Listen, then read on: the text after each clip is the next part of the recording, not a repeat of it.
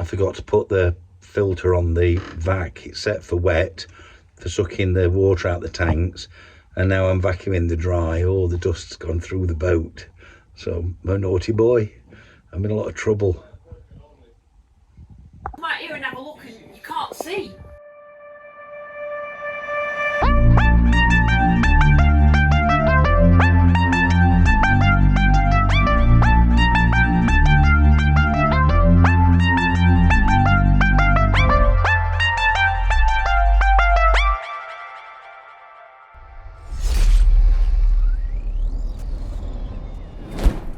The trouble when you buy a rusty old tub is your other projects and loves, they get neglected.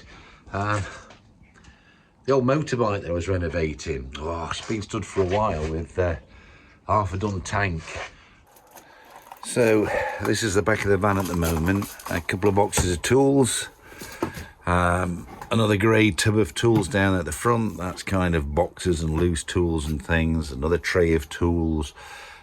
Box full of stuff off the boat that I might need, hose reels that we need for the water, some hoses there that'll be going into the bilge pump system at some stage, shore power cables, those are the boarding ladders for us to get on, some more ladders, and then there's loads of tubs, paint, shampoos, all sorts of bits and pieces in there. And then this is my Black Ridge compressor, which is now knackered.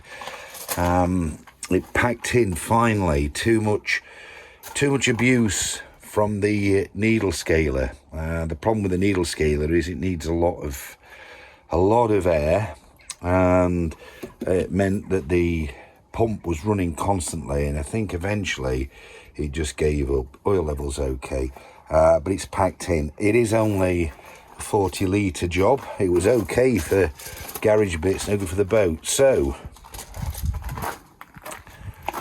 in a moment of madness,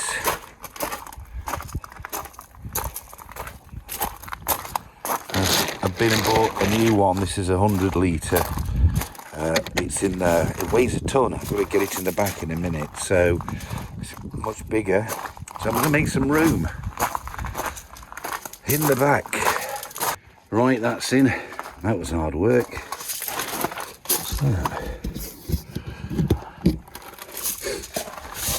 Okay.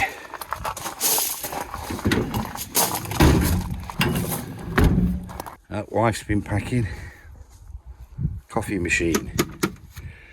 Heater just in case. Camera bag. Clothes.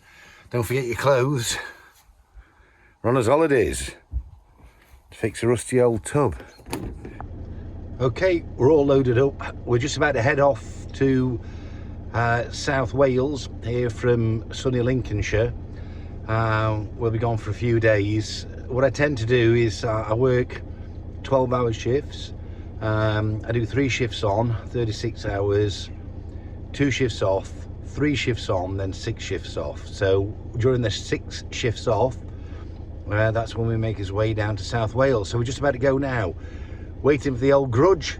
She's just doing the final bits and pieces before we leave the house and setting off. It's about a 6-hour drive.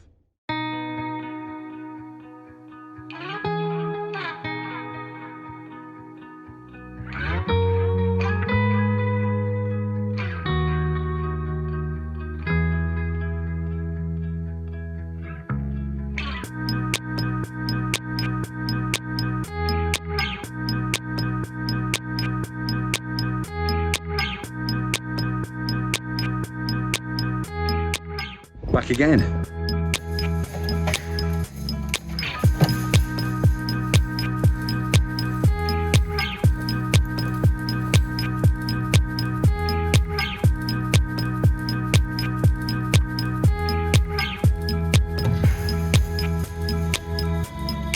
Now, as you can see, we're using a hand crane to get things up and down the boat because we're up on the hard and it's not easy to get up the back with the ladders, not with heavy stuff. So we get ourselves up that way, but not stuff. The problem I've got is this is the new compressor, because the old one, I burnt it out doing all the needle scaling, and this is going to go up there. So I've just rigged a couple of straps, and I'm hoping that we're going to be able to pull this up. But the other concern is the actual crane where it fastens in is corroded. It's one of the corrosion points that I've been having to deal with, so wish us luck. So hopefully then, the strap on here with the original strap, which I didn't trust but probably strong enough, and these clips, okay, going onto the hook. But as I said, the weak point is the crane itself. Oh, let's see. See, there's the rusty corrosion. That's the crane already bending. That's a 75 kilogram compressor. That's the pulley that's already worn and knackered. And right, wish me luck. There you go. Out of breath, but we managed to do it. Muscle power. So the new compressor assembled and running. So the first job was the clean up. We've kind of been cleaning everywhere. It's a never ending task, because every time we get something clean, we make a lot more dirt and it makes it dirty. The clean up really was so that it's a little bit more hygienic to work in, but also we're staying here. So when we come down to the boat, we stay here for 4 or 5 days. We sleep on the boat. Which is why we need it to be clean. I'm sleeping here in the forward V, the wife's sleeping in the salon, the sofa makes into a double bed.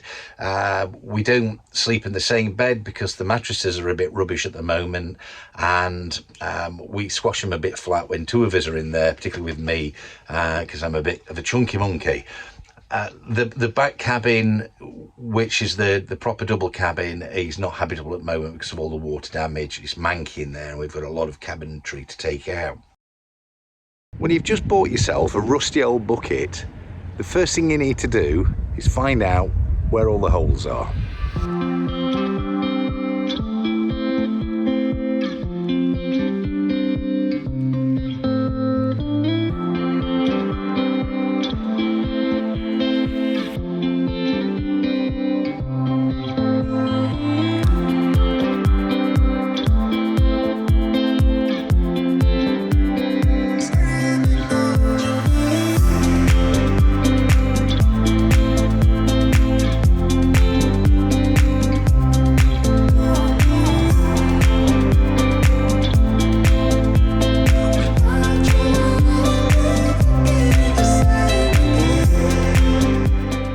So just to describe what we've been doing with the holes is we take blistered rust like that, we hit it with a needle gun, and then it ends up looking more like that.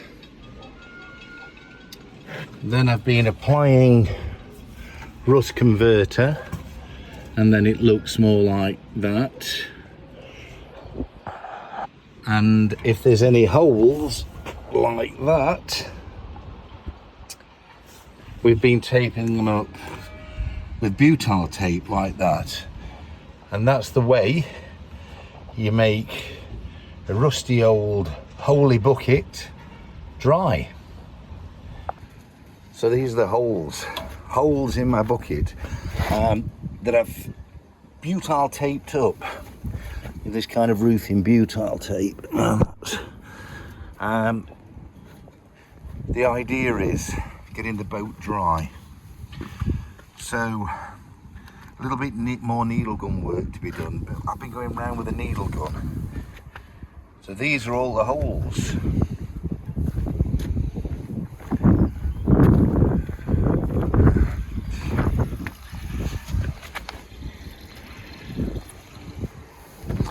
And there's probably a few more to find, but so all this damage this is, we're in the aft cabin, a lot of water damage in here. It was diabolical. All this damage down the back. These are just off the bed. Up here, look, this is rotten, look. All this damage, all this here that I've pulled out is because, can you see that? That is the silver roofing tape that I've put. That's one of the holes in the side. And what's happened is it's been completely neglected. The previous owner of the boat hasn't made the boat watertight, and all this was because of this tiny hole that could have easily been covered. I've just used roofing tape at the moment. It feels sticky on the bottom, just to make it dry. All this damage could have been prevented. Just, you know, 20 minutes work up there. And this is what most of the damage has come from. That was broken hatch that's done all that, and that was that hole. Sacrilege. Because all this damage has been caused by water ingress, because all the damage has been caused by water ingress, the first thing we've had to do is stop the water from coming in. So I've spent a lot of time just going around with the needle gun on the outside, needle gunning out every bit of corrosion that looks like it's got a hole in it, revealing the holes, because you'd be surprised you don't realise there's a hole until you've hit it with a needle gun. And then we've been using butyl tape just to temporarily seal everything up and stop the water from getting in. And I think for the first time we've got the boat dry, because every time we come back the bilges have been full of water. This is the first time we've come back and there's been no water in the bilges except a small trickle that we've got at the front that I'm not sure where it's coming from at the moment. Now that you can see there's water back in the bilge. When we left the boat, which was about a week ago, this bilge was dry, but not quite. And the black in the bottom, I've put some rust inhibitor just for now, because I had a funny feeling that it was weeping. There was water weeping down here, because I could see a small trickle when I was cleaning up. And I've come back a week later and I was worried that the bilges were going to be full again, because when we came to the boat, this bilge was absolutely full of water. And it was coming, we believe, from all the rainwater coming through the holes in the deck at the sides, and which I've patched up now, I believe. I've patched them all up. There might be some left, but so there's either still a leak or a hole coming in somewhere, or this water's trickling in from somewhere else. There's a possibility it could be coming from the freshwater system, you know, or the waste water system. That's not impossible. Or it could be that there's another collection of water somewhere else. And I know up front there's another bilge that had water in it, and I haven't checked that yet. And there could be water there that's working its way to the back of the boat, because it is tilted slightly backwards on its standing. So, but the rest of that's dry, but I've still got a lot of cleaning up to do. There's still corrosion there that needs needle gunning out before we start applying paint. I've been ultrasounding it as well, and the majority of that looks like it's okay, but I'll double check properly. I've just done a few random points, but it needs a good testing through.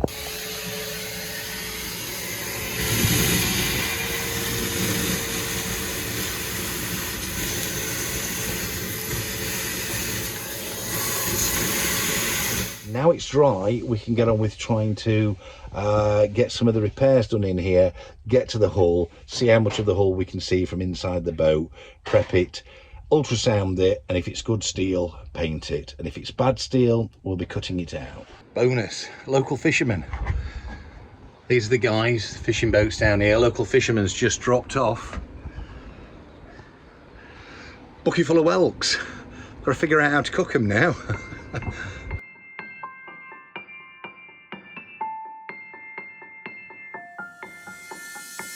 I don't need no one to say you're complicated, 'cause I knew from the start this might be overrated.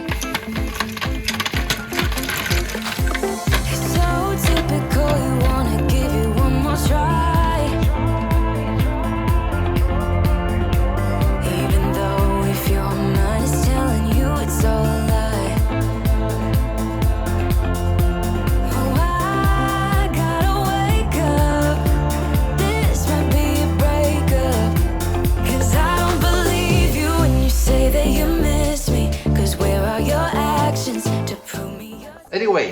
just before we sign off, I just wanted to say thank you to everybody that's subscribed. We've had quite a boost of subscribers since the last video, so we were really touched by that. One or two people asked questions. One of the questions that was asked was what the boat is exactly.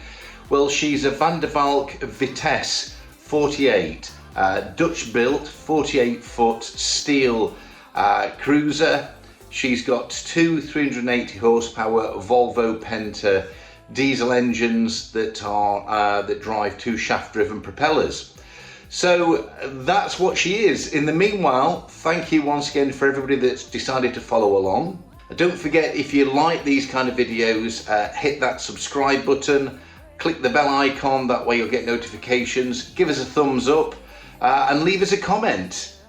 And until next time, bye for now.